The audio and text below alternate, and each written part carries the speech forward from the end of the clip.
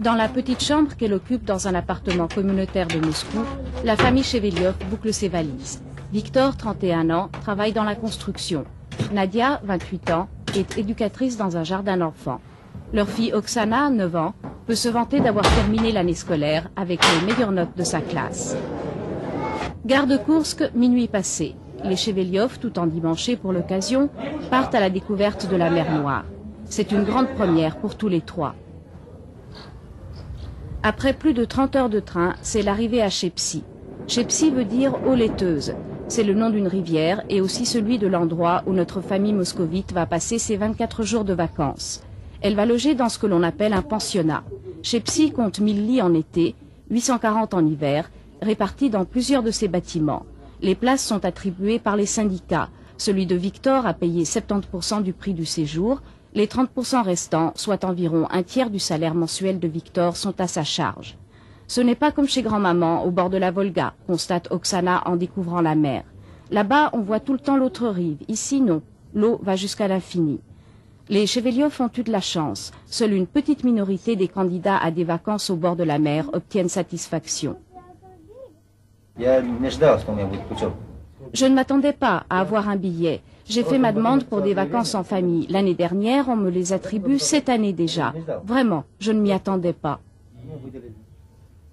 Ce que Victor ne dit pas, c'est que ce privilège est généralement accordé aux travailleurs les plus méritants. À Chepsi comme à Moscou, les Cheveliov vivent dans une seule pièce. Pendant tout son séjour, la famille n'aura à se préoccuper de rien. Tout est organisé à l'attention des vacanciers. Les enfants ont à leur disposition des éducatrices spécialisées qui participent à leurs jeux et leur enseignent le bricolage. Excursions en car dans la région, séances de cinéma et conférences, débats pour les adultes, jeux vidéo, dessins animés et rondes pour les enfants. Tout est planifié de A à Z.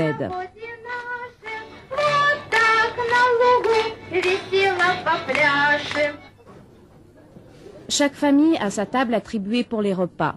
Difficile de manger ailleurs qu'ici, puisqu'il n'y a pas de cuisine dans les immeubles de logement et pas d'autre restaurant que celui-ci. Mais Nadia apprécie sans aucun doute le fait de n'avoir pas à courir les magasins pendant des heures en prévision du repas familial et de pouvoir prendre connaissance en toute tranquillité du programme de la soirée diffusé par haut-parleur.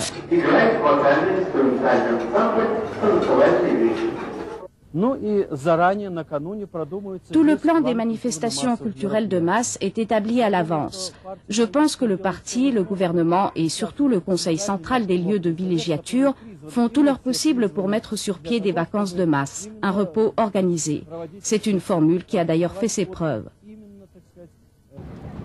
Rien de plus simple, direz-vous, qu'une journée à la plage. Mais attention, tout en soulignant les vertus de l'eau de mer pour fortifier l'organisme, une brochure distribuée aux vacanciers conseille vivement de s'adresser au médecin qui fixera avec précision pour chacun la durée idéale de séjour dans l'eau, durée variant entre 2 et 30 minutes. Avant et après le bain, il est recommandé de se reposer à l'ombre, un conseil qui n'est pas suivi par tous. Selon cette fameuse brochure, le bain de mer ressemble étrangement à un traitement médical. Les gens n'ont pas de souci spécial, tout est pensé pour eux. Les vacances organisées permettent d'augmenter la productivité du travail, c'est prouvé par les sociologues. Pour l'instant, les vacanciers oublient quelque peu la productivité du travail, mais les responsables du pensionnat de Chepsi seront là pour la leur rappeler. La soirée dansante prendra fin à 23 heures précises. Une heure plus tard, tous les immeubles de logement seront fermés à clé.